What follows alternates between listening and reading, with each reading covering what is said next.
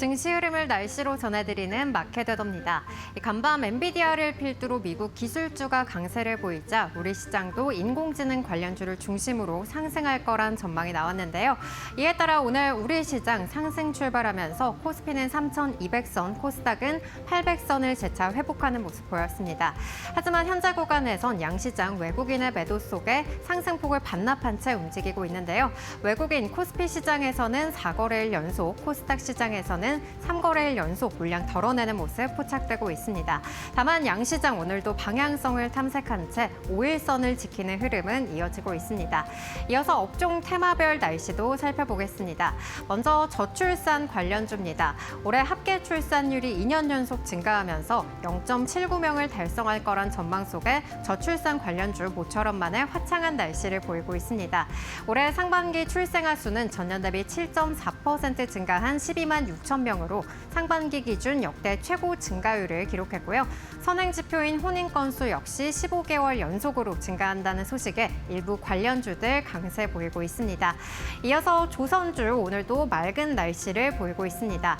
마스가 프로젝트의 후속 절차가 본격적으로 추진되면서 조선 기자재 관련주까지도 훈풍이 불고 있는데요.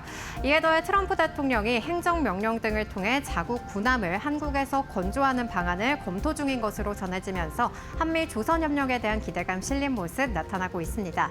또 트럼프 대통령이 한미 정상회담을 계기로 알래스카 LNG 프로젝트 참여를 재차 요구하면서 피팅 밸브, LNG 관련주도 상승 탄력 받아가고 있습니다. 또 SOFC 관련주도 훈풍이 불고 있는데요. 이 두산퓨얼셀이 부생수소 발전소용 연료전지 시스템을 수주하면서 이달에만 1,000억 원대 일감을 확보했다는 소식이 전해졌습니다. 이 두산퓨얼셀은 중저온용 SOFC를 공략하는 가운데 SOFC 기반의 선박용 연료전지를 개발하고 관련 시장을 선점하겠다라는 목표를 내비치기도 했는데요. 이 연료전지는 수소와 산소의 화학 반응을 이용해 전기를 생산하는 기술로 2034년에는 시장 규모가 약 957억 달러, 8배 이상 성장할 것으로 전망되고 있습니다. 또 지주사도 어제에 이어서 맑은 날씨 보이고 있습니다. 다음 달 정기국회를 앞두고 정책 기대감이 증시에 반영되는 가운데 더불어민주당 측은 자사주 소각 의무화를 담은 3차 상법 개정안을 다음 달 정기국회에서 통과시킬 것으로 언급하면서 자사주 비중이 높은 지주사들 상승 흐름이 이어지고 있습니다. 최근 이 세제 개편안 등 정책 불확실성 여파로 하락했던 낙폭을 단기적으로 회복할 것이라는 시장의 분석도 함께 나오고 있습니다. 다음으로는 HBM입니다. 간밤 엔비디아의 반등과 더불어서 삼성전자의 HBM4 개발이 순항하고 있다는 소식에 관련주들 상승 탄력 받아가고 있습니다. KB증권은 삼성전자에 대해서 HBM4 초기 개발과 성능이 양호한 것으로 파악된다면서 하반기 반도체 영업이익이 상반기 대비 491% 급증할 것이라고 밝혔는데요. 이에 따라 업종 내 최선호주 그리고 목표 주가는 9만 원으로 제시하기도 했습니다. 이 삼성전자가 4분기 HBM4 초기 생산 단계에 진입할 것으로 추정되면서 오늘 삼성전자 밸류체인 종목들도 함께 맑은 날씨 보이고 있습니다. 반면 2차 전지는 구름 낀 모습 보이고 있는데요. 전일 LNF가 재무 건전성 악화 우려 속에 업종의 전반적인 투심을 끌어내린 가운데 오늘 장에서도 이러한 분위기 이어지고 있습니다. 테슬라가 유럽에서 경쟁업체인 비아디에 밀려서 판매량이 급감한 것으로 나타났다는 소식이 영향을 주고 있는데요. 이러한 소식에 어제 급락한 LNF를 포함해서 시총상위 2차 전지 관련주들 약세 보이고 있습니다. 이어서 특징주 날씨도 살펴보겠습니다. 네, 먼저 로보티즈가 1,000억 원대 유상증자를 결정했다는 소식에 흐린 날씨 보이고 있습니다. 이 로보티즈는 전일 시설자금 및 운영자금 조달 목적으로 1,000억 원의 유상증자를 결정했다고 공시했는데요. 이 노란봉투법 영향으로 산업용 로봇 배치를 늘릴 수 있다는 기대감에 로봇주가 급등하자 자금 조달에 나선 걸로 풀이되고 있습니다. 이에 신한투자증권은 주가 희석 우려는 불가피하지만 유상증자의 충격은 단기에 그칠 거라면서 휴머노이드 부품 공급망 핵심 기업으로 재평가될 것이라는 의견을 제시하기도 했습니다. 반면에 알테오제는 화창한 날씨를 보이고 있는데요. 외국계 증권사의 호평 속에 투자 심리가 개선된 것으로 풀이되고 있습니다. 크레디리오네 증권은 이 알테오젠의 정맥 주사를 피하 주사 제형으로 바꾸는 기술이 이 빅파마들의 생존을 위한 기술로 부상하고 있다는 의견 속에 목표 주가를 58만 원으로 제시했는데요. 이에 더해 코스피 이전 상장에 대한 기대 기대감도 실리면서 상승세에 불을 지피고 있습니다. 다음으로는 신세계푸드입니다. 이 신세계푸드가 급식 사업부를 매각한다는 소식이 전해지자 주가에 먹구름이 꼈습니다. 이 급식 사업은 신세계푸드 전체 매출의 약 18%를 차지하고 있는데요.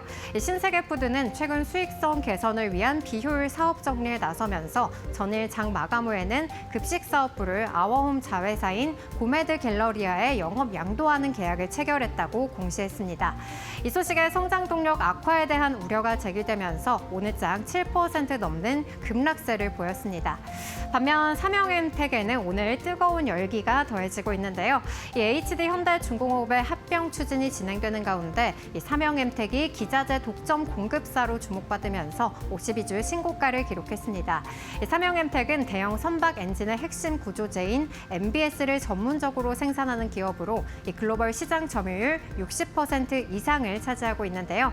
이 HD 현대그룹이 글로벌 수주 경쟁력 제고에 나서는 가운데 미국과 중동 등에서 초대형 발주가 이어지면서 삼형엠텍도 수혜를 입을 거란 전망에 오늘 상승 탄력 받아가고 있습니다. 여기까지 증시를 날씨로 전해드리는 마켓웨더였습니다.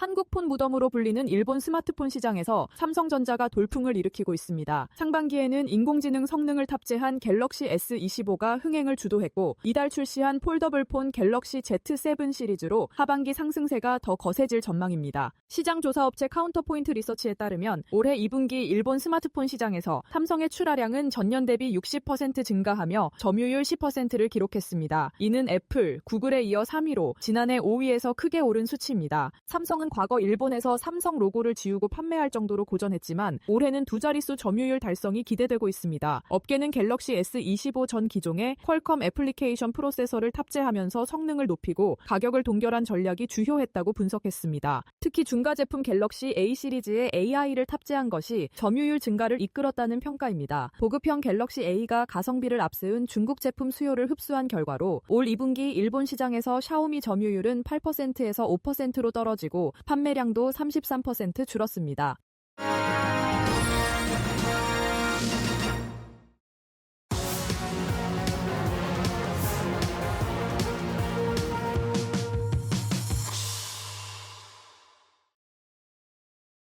네, 마켓나우 3부 시작합니다. 안녕하세요. 김주영입니다. 간밤 뉴욕 증시 AI 버블론이 완화되면서 기술주를 중심으로 강세 흐름 이어갔습니다. S&P 500 다시 한번 사상 최고치를 경신해냈는데요. 반면에 국내 증시는 오늘 다소 아쉽습니다. 전강후약의 장세를 이어가고 있고요. 물론 국내 증시에서도 조선 기자재, 반도체 소부장 중심으로 매수세가 들어오고는 있지만 이 지수 자체로 보자면 약보합권 흐름이 계속 이어지고 있고요. 또 3,200선, 800선을 하회하고 있습니다. 8월의 마지막 거래일인데요. 이제 9월 시장 대비해 보셔야 될 것 같고요. 저희 마켓나우 3부에서 전략 챙겨가 보시기 바랍니다. 네, 오늘 이 시간은 독립리서치 P&J 손창현 팀장님과 함께합니다. 팀장님 안녕하세요. 네, 안녕하십니까. 네, 앞서 말씀드린 대로 뉴욕 증시는 정말 분위기 괜찮았는데 오늘 국내 증시 다소 아쉽다라는 생각이 듭니다. 이제 9월 좀 대비를 해봐야 될 것 같은데 시장 어떻게 보고 계실까요? 시장이 뚜렷하게 방향을 잡지 못하고 있는 것 같아요. 네. 가장 중요한 건 이제 미국을 같이 따라가야지 좋은데 우리나라 시장 나홀로 좀 지지부진한 흐름이라 네. 좀 아쉬운 부분이 없지 않아 있습니다. 일단 여러 가지 부분으로 좀 눈여겨 보셔야 될 것 같은데요. 미증시는 일단 다우지수와 S&P 그리고 나스닥까지 거의 신고점을 다시 진입을 하고 있는 상황인 것 같아요. 그래서 미분기, 2분기 GDP가 생각보다 좋았다라고 하는 부분은 좀 긍정적인 부분으로 좀 시장 자체가 좀 변화되고 있다라고 생각을 하셔야 될 것 같고요. 특히나 물가가 좀 지지부진함에도 불구하고 고용이라든지 성장률 지표가 좋게 나오고 있다는 것 자체는 9월에 금리 인하 가능성을 조금 더 높일 가능성이 높다라고도 볼 수가 있을 것 같고요. 그런 점에서 9월에 금리 인하가 원활하게 진행이 된다라고 보면 시장 자체는 조금 더 긍정적인 효과가 이어질 가능성이 높다. 그러면 우리 시장도 같이 따라가는 게 좋은데 우리 시장은 좀 눈치를 보고 있는 것 같습니다. 여러 가지 이유가 있다라고 좀 보고 있지만 상법 개정안이라든지 세제 개편안에 대한 이슈가 가장 크게 좀 마무리가 될 거라고 좀 보고 있고요. 하지만 이제 업종별, 종목별 차별화는 여전히 좀 진행이 되고 있는 것 같습니다. 그래서 3분기가 이제 거의 막바지에 접어들어 있기 때문에 하반기에 얼마만큼 실적이 좋아질 수 있는지에 대한 업종별 종목들에 대한 차별화가 진행이 되고 있다라고 생각을 하시면 될 것 같고, 특히나 오늘은 외국인들이 매도를 하고 있는 가운데서도 기관들이 매수를 하고 있는 거를 좀 눈여겨보셔야 될 것 같습니다. 이는 오늘 이제 월 말이기 때문에 결국엔 이제 윈도우 드레싱에 대한 효과, 펀드 재조정이 이어질 가능성이 높다라고 보고 있어서 어떻게 보면 오늘 이 매수를 하고 있는 종목들이 특히나 외국인들이 매수를 하고 있는 종목들이 결국엔 이제 하반기, 3분기 말에 일단 본격적으로 매수를 좀 진입을 할 수 있는 종목들이 아닐까라고 볼 수가 있을 것 같아서 시장은 좀 지지부진하고 미국 증시는 강하지만 우리 시장은 시장보다는 종목별 장세가 계속 이어지고 있기 때문에 제가 봤을 때는 원활한 흐름들이 좀 이어진다라고 보면 앞에서 얘기해드렸던 이런 정책적인 부분들이 어느 정도 마무리가 돼야 되지 않을까 그렇게 봐야 될 것 같습니다. 네, 9월 금리 인하 가능성이 커진 가운데에서도 국내 증시는 지지부진한 모습들 보여주고 있습니다. 그 가운데 종목별로 그래도 좀 수익을 얻어갈 수 있는 종목들 확인되고 있는데요. 오늘 데일리 하스닥 통해서 그런 힌트들 잡아가 보시면 좋을 것 같습니다. 네, 데일리 하스닥 확인해 보시죠. 네, 오늘 첫 번째 테마는요. HBM 확인되고 있습니다. 어제 엔비디아의 실적 발표 이후에 간밤에 뉴욕 증시에서 엔비디아 주가 약세로 마감을 했습니다. 그래도 긍정적인 부분은 장중에 낙폭을 상당 부분 줄여냈고요. 또 시장에서 AI 버블론도 약화가 됐다라는 건데요. 엔비디아에 대한 시장의 평가도 긍정적입니다. 그렇다면 국내에서는 반도체, 그중에서도 HBM 어떤 관점에서 대응할지 정리해 보시죠. 두 번째 테마 살펴보겠습니다.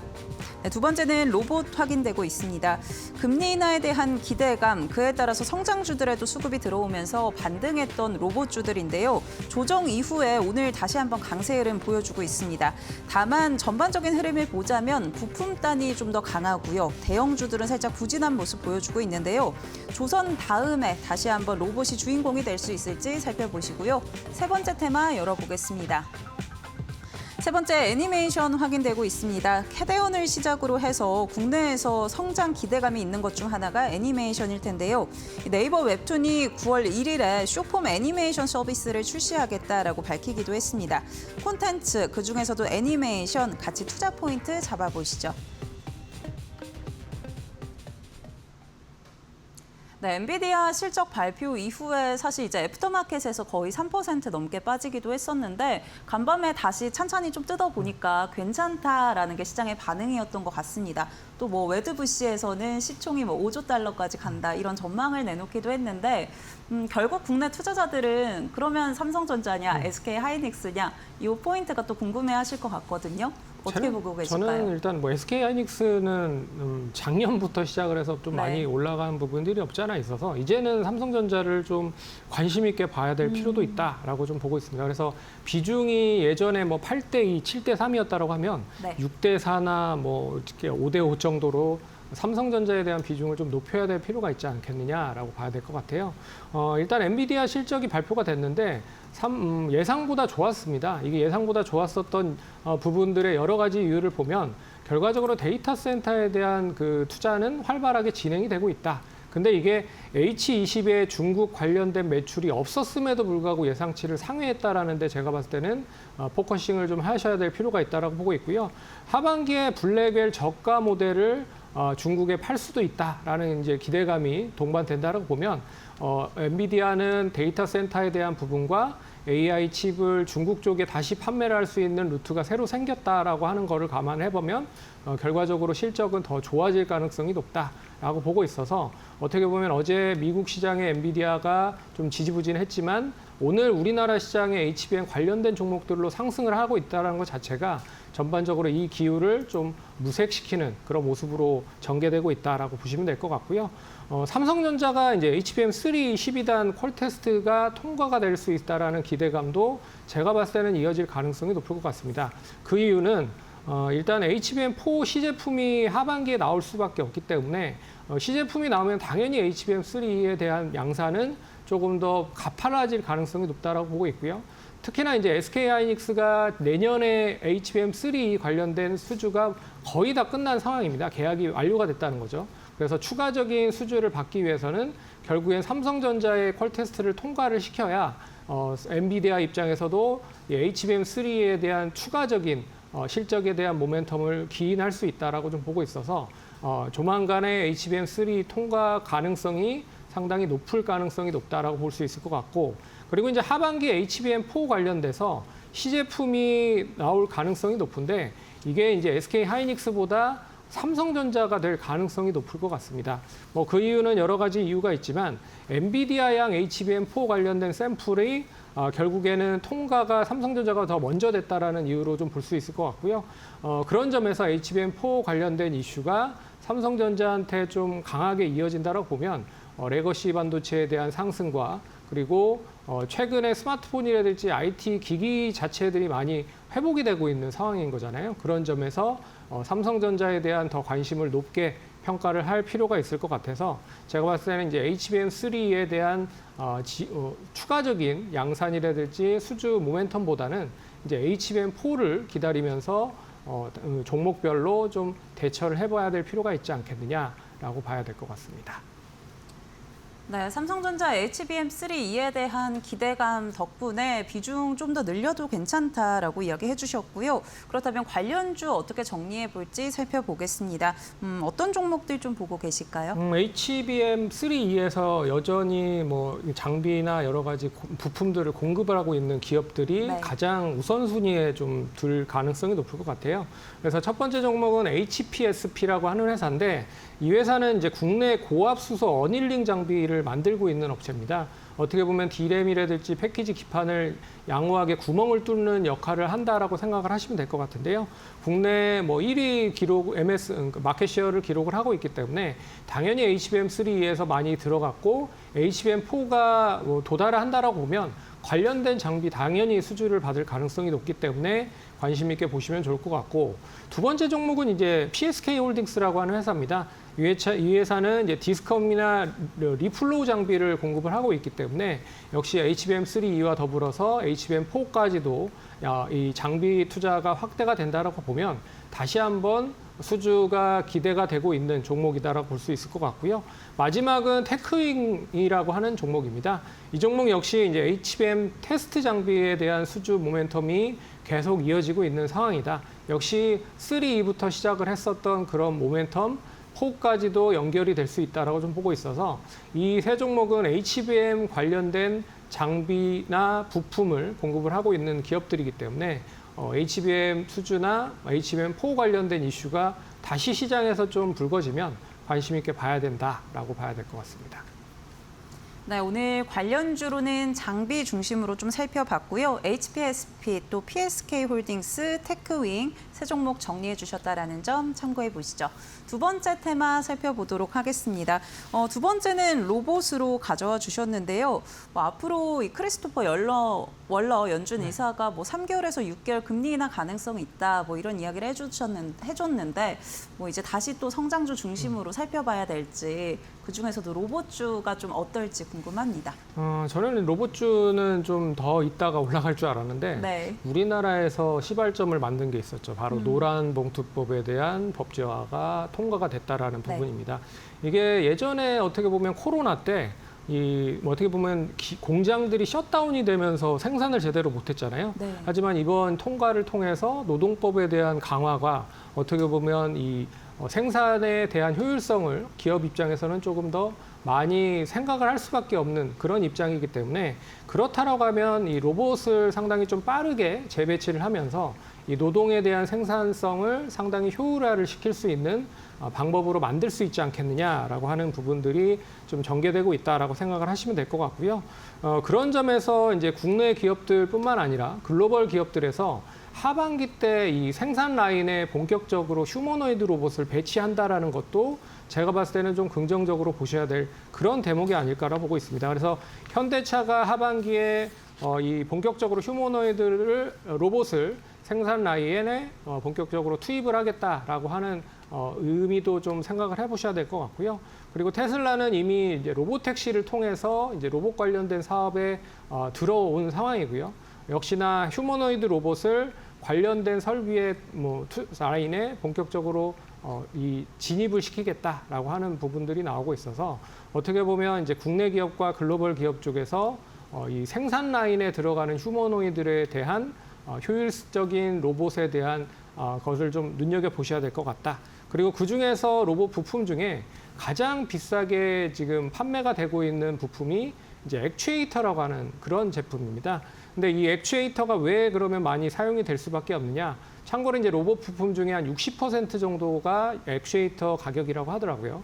그런 점에서 로봇 관절과 동작 제어를 하기 위해서는 액추에이터가 반드시 좀 필요할 수밖에 없다. 그래서 인간이 가질 수 있는 세밀한 동작을 구현을 하기 위해서는 이 액추에이터가 상당히 많이 필요할 수밖에 없다라고 보고 있습니다. 그래서 그런 점에서 협동 로봇이라든지 산업 로봇, 휴머노이드 로봇까지 다양한 곳에 액추에이터가 들어갈 수밖에 없는 그런 입장이다라고 하는 것을 감안을 해보면 그런 부분에서 액추에이터 관련된 종목을 좀 관심 있게 좀 보셔야 될 필요가 있다라고 말씀드려야 될 것 같습니다.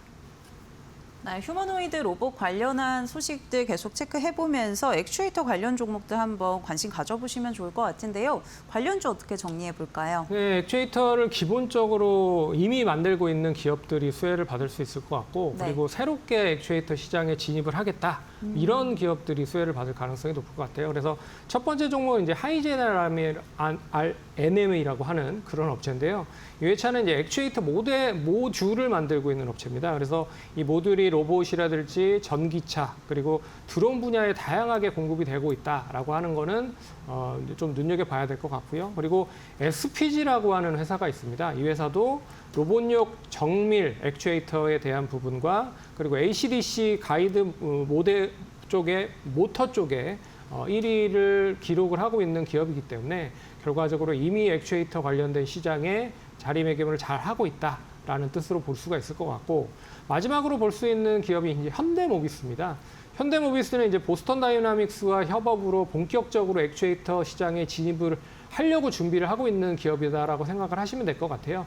근데 이미 다양한 그런 레퍼런스, 자동차 부품을 만드는 데 있어서에 필요한 레퍼런스를 보유하고 있기 때문에 액추에이터를 만드는 데 있어서도 기술적으로 어느 정도 우위에 선점이 될 가능성이 높다라고 좀 보고 있어서 오늘 자동차 관련된 부품주들이 상당히 좀 저조함에도 불구하고 어떻게 보면 현대모비스가 액추에이터 관련된 이슈와 그리고 SDC라고 하는 소프트웨어 쪽 관련된 부분으로 좀 강세 흐름을 보이고 있다라고 좀 봐야 될 것 같습니다. 네, 오늘 관련주로는 하이젠 R&M, SPG, 현대모비스 정리해 주셨습니다. 참고해 보시기 바라겠고요. 세 번째 테마도 살펴보겠습니다. 애니메이션으로 좀 가져와 주셨는데 어떤 투자 포인트 좀 가져볼 수 있을까요? 일단 애니메이션이 원래는 이제 키즈용으로 네. 애니메이션이 많이 제작이 되는 게 많아요. 근데 키즈용은 일단 이 수명 주기라고 해야 되나요? 짧습니다. 그리고 이 주기 자체가 짧은 대신에 굿즈밖에 판매를 할 수밖에 없어요. 근데 이제 키덜트라고 해서 이제 흔히 말하는 그 어른이 이용을 하고 있는 그런 애니메이션, 키덜트 애니메이션에 대한 부분은 일단 주기 자체가 좀 깁니다. 그리고 이 주기가 다양한 사업으로 좀 전개될 수 있는 것도 좀 눈여겨 보셔야 될 것 같아요. 그래서 OST나 뭐 게임이라든지 드라마 뭐 이런 쪽으로 확대되고 있기 때문에 그런 점에서 좀 투자 포인트를 좀 잡아보면 좋지 않을까 그렇게 보고 있고요.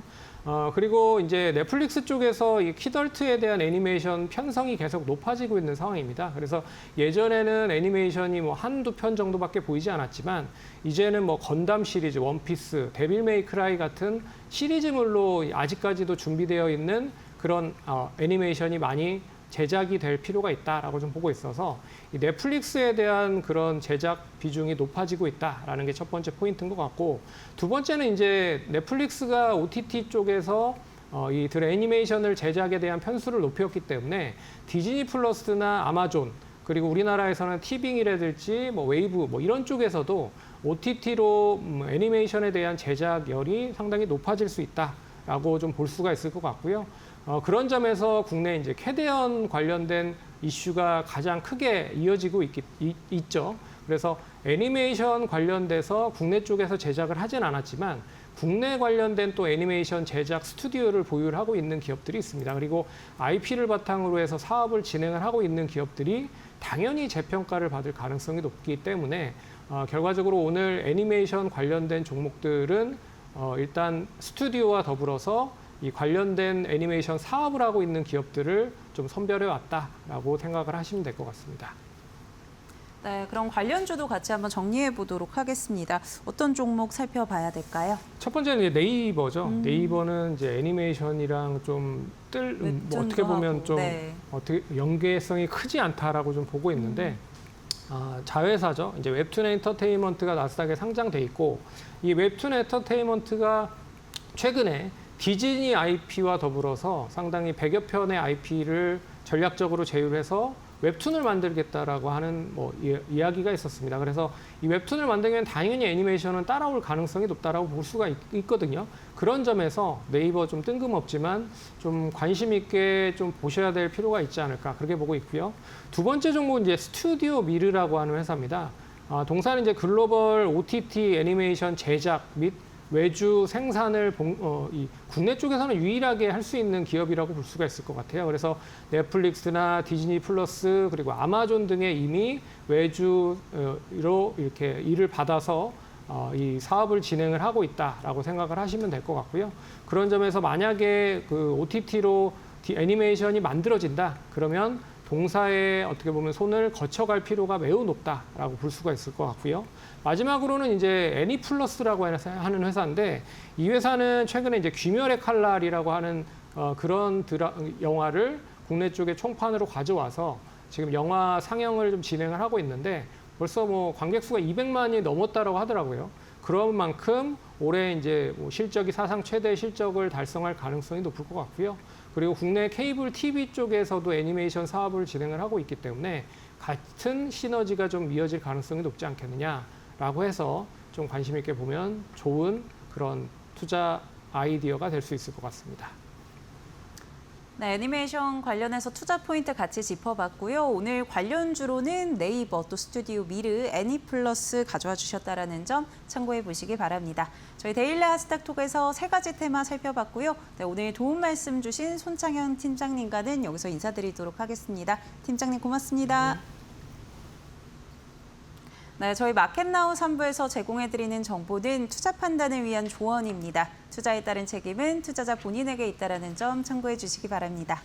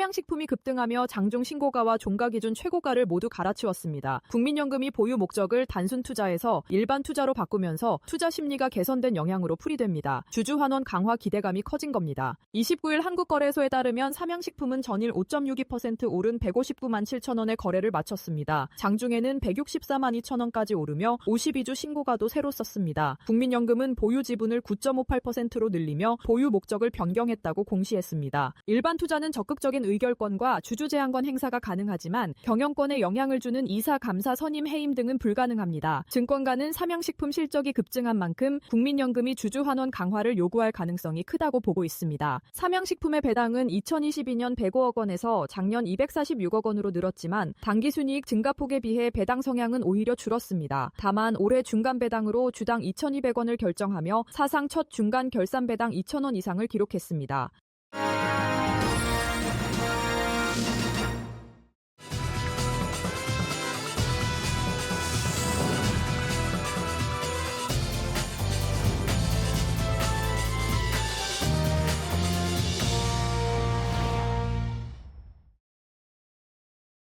날카로운 코칭으로 수익의 길을 열어드립니다. 데일리 마켓 코칭 시간입니다. 오늘 이 시간은 이데일리 TV 전문위원 서동구 위원님과 함께합니다. 위원님 안녕하세요. 네, 안녕하세요.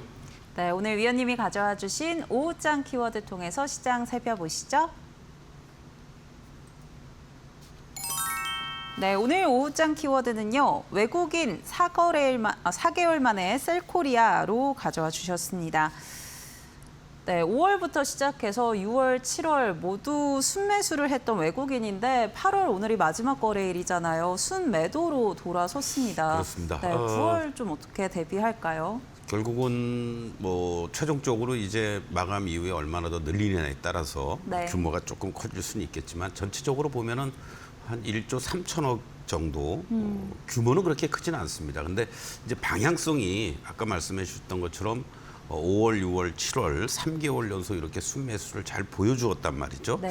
그러다가 이렇게 순매도로 반전되니까 조금은 아쉬운 그런 면이 있다라고도 말씀을 좀 드릴 수 있겠고, 코스닥 시장은 한 1,900억 정도 순매수를 보이긴 했는데 규모 자체가 뭐 크다라고 볼 수는 없고요. 5월 달에 1조 2천억, 그리고 6월 달에 2조 7천억, 또 7월 달에 6조 3천억 이렇게 거의 매달 더블씩 증가를 해주는 듯한 모습에서 5월 달에 매수했던 규모만큼 8월 달에 순매도로 반전이 됐다라고 볼 수가 있을 것 같습니다. 물론 여러 가지 요인들이 많이 있긴 하죠. 이러한 요인들이 작용이 되면서 결국은 7월 31일 날 3,288포인트를 장중 고점을 기록한 이후에 8월 들어와서는 하단 3,100 그리고 상단 3,200 이런 어떤 박스권의 흐름을 보여주었는데, 코스피 시장의 경우를 보면은 장중에 8월 달에 장중 고점이 3,242포인트 그리고 저점은 3,079포인트를 기록해 주었습니다.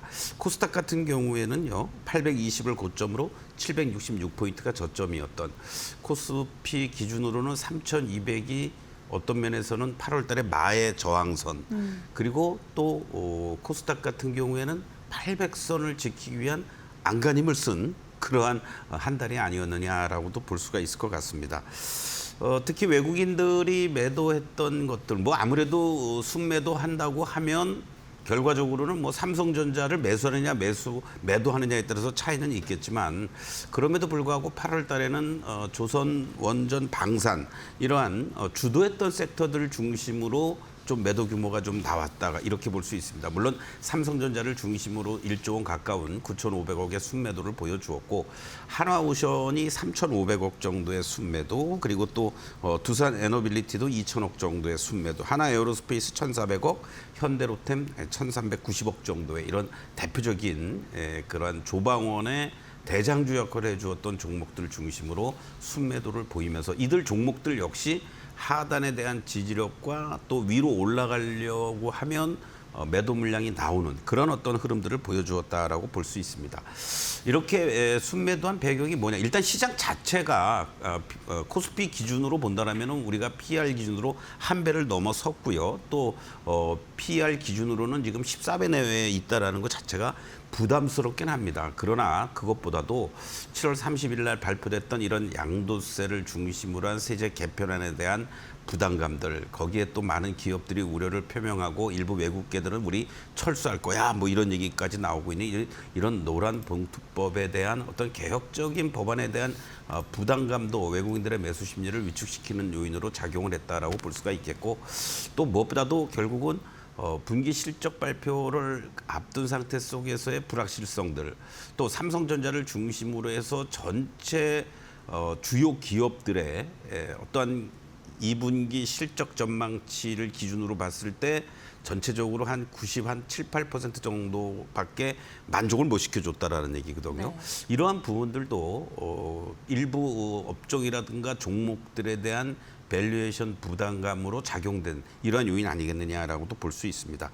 이러한 부분들 속에서 결국은 큰 이벤트 중에 하나였던 것이 이제 8월부터 본격적으로 관세가 시행이 된 데 따른 그런 어떤 기업이라든가 또 우리나라의 수출에 대한 우려감, 이러한 부분들, 거기에 또 우리 국내적으로도 관심을 보였던 바로 8월 25일 날 한미 정상회담에 대한 불확실성, 이런 것들이 복합적으로 작용이 되면서 전체적으로 외국인들의 매수가 위축이 될 수밖에 없었고 일부 순매도가 나타났다.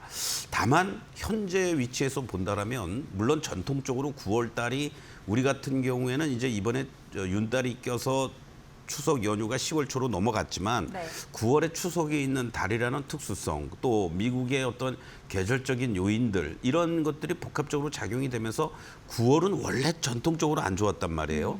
그러한 측면에서 본다라면 또 9월 달에는 우리가 3월, 6월, 9월, 12월 네 번에 걸친 네 마녀가 춤을 춘다라는 이런 선물 옵션 만기일이 9월 11일 날 목요일 날 있는 거고, 그리고 그 다음 주에 결국 FOMC 회의를 통해서 어떤 금리 단순한 인하를 하느냐 안 하느냐가 아니라 본격적인 피벗이 진행이 될 것이냐, 하반기 또는 내년도, 이러한 부분들, 또 9월 초 중순까지 나타나는 여러 가지 경제 지표들을 감안하면 9월 중순까지는 외국인들이 적극적으로 매수에 나서기에는 좀 힘들지 않겠느냐, 이렇게 좀 보면서 오히려 9월 중순 이후에 이런 수급적인 불확실성이라든가 금리 인하에 대한 어떤 조치들이 나와줌으로 해서 또 다른 유동성에 대한 기대감이 커진다라고 했을 경우에는 외국인들의 매수세가 다시 또 9월 중순 이후 또는 뭐 길게 본다라면 추석 연휴 이후부터 10월과 연말을 겨냥하면서 외국인들의 매수가 들어올 가능성이 높지 않을까,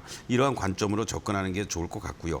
그럼에도 불구하고 외국인들이 섹터 내에서 종목이라든가 그리고 또 저평가돼 있거나 상승폭이 미진했던 이러한 종목별로는 접근에 들어간다는 것을 감안한다면 공격적인 외국인의 매도만 나오지 않는다면 충분히 섹터 내에서 종목별 수익률 게임이 충분히 이루어질 수 있는 그러한 쪽으로 여러분들이 관심을 갖고 대응해 나가는 것이 좋겠다, 이렇게 말씀을 드리겠습니다.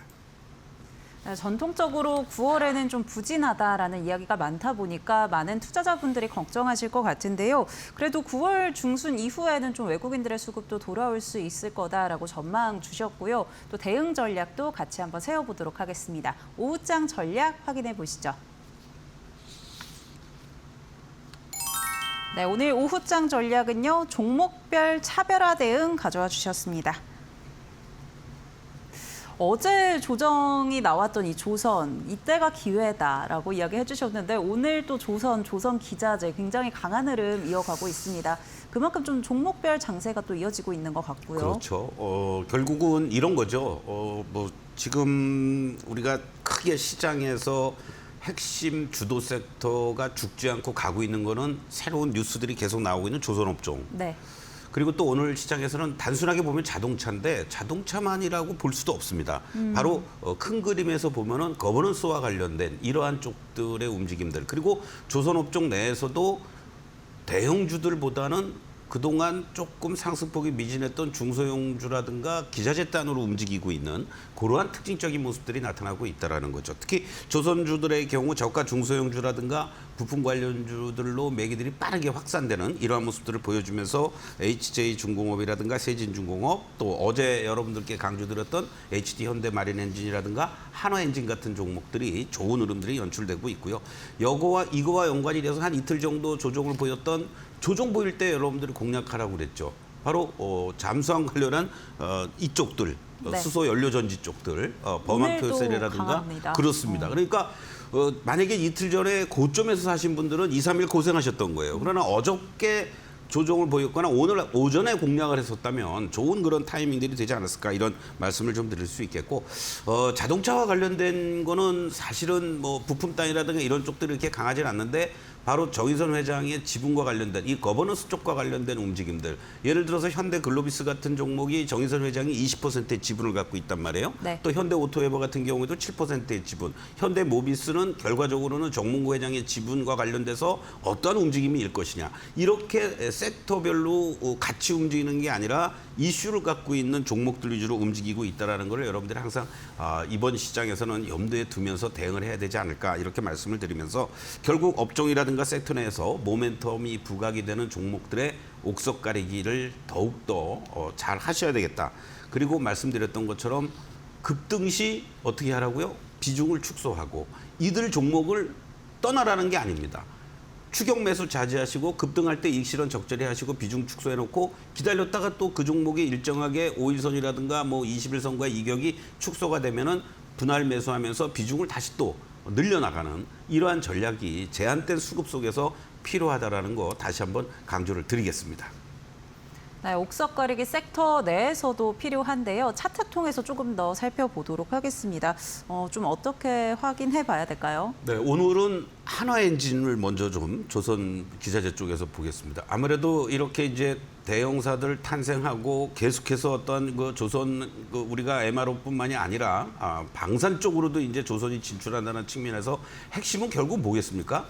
엔진이죠. 엔진이 없으면 어떻게 다니겠습니까? 그렇죠? 그러다 보니까 뭐 하나그룹 관련해서 뭐 하나오션도 그렇고 전체적으로는 조정을 보이는 과정 속에서도 하나엔진의 모습들을 보시면 20일 이평선에 대한 이 지지력을 전혀 훼손시키지 않으면서 기간 조정의 양상으로만 보였다가 오늘 대량 거래가 수반이 돼주면서 또다시 직전 고점 돌파하는 이러한 모습들이 연출됩니다. 이런 거죠. 오늘 이 모습이 연출될 때 추격 매수하실 수 있는 분들은 가능한 자리지만, 그렇지 않으신 분들은 여기서 한 뭐 일주일이라든가 또는 뭐 2주 정도 이러한 종목들 흔들릴 때 분할 매수 해놓고 기다리고 있다가 급등해 주면서 여러분들이 이런 대형주 오늘 15%까지 급등을 해줍니다. 이렇게 대응을 해나가는 전략이 현재 구간에서는 좋겠다라고 말씀을 좀 드리겠고, 그리고 또 아까 우리가 거버넌스와 관련된 정의선 회장의 지분 20% 갖고 있는 글로비스, 이걸 자동차 관련한 종목, 뭐 운송, 뭐 이쪽으로만 우리가 분류할 수가 없다라는 거죠. 그렇기 때문에 지금의 자리는 이제 여러분들 부담스러운 자리가 됐습니다. 항상 이 수렴시켜 놓고 급등하고 횡보해주고, 그리고 이격 좁혀놓고 급등해주고, 그리고 여기서 이격 벌어졌으니까 또 좁히는 과정이 나타나겠죠. 그러면 다음 주 되면은 현대글로비스는 추가적으로 상승하기가 부담스럽다는 얘기입니다.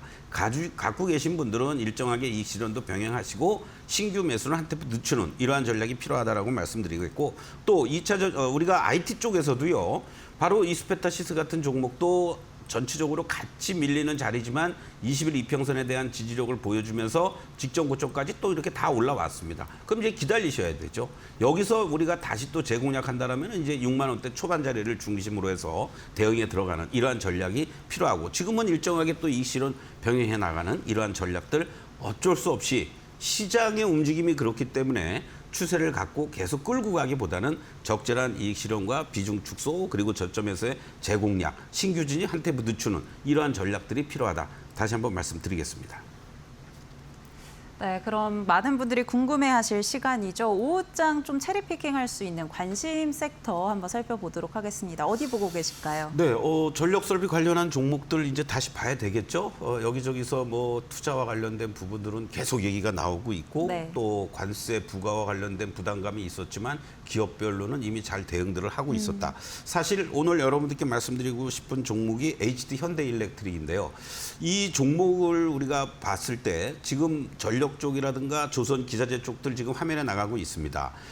효성중공업을 중심으로 해서 또 LS 일렉트릭, 대한전선, 조선 기자재 쪽에서 하나엔진이라든가 동선화인텍, HD 현대 마린엔진, 태광 이러한 종목들이 있는데 이들 종목들을 항상 여러분들이 보시면서 급등한 것들은 오늘 기준으로 봤을 때는 여러분들이 내가 정말 꼭 사고 싶다 그러면은 만약에 뭐 1000주를 살 수 있다. 그러면은 급등한 정도 한 100주 정도만 사시는 거고 나머지 종목들을 200~300주 정도씩 매수하는 이러한 전략이 필요하다.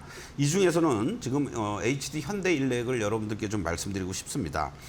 사실은 이 종목은 기억하실지 몰라도 7월 제가 한 10여일 전 해가지고 네. 여러분께 말씀드리면서 한 15% 이상 수익이 잘 1차 목표가 달성이 됐던 종목이고요.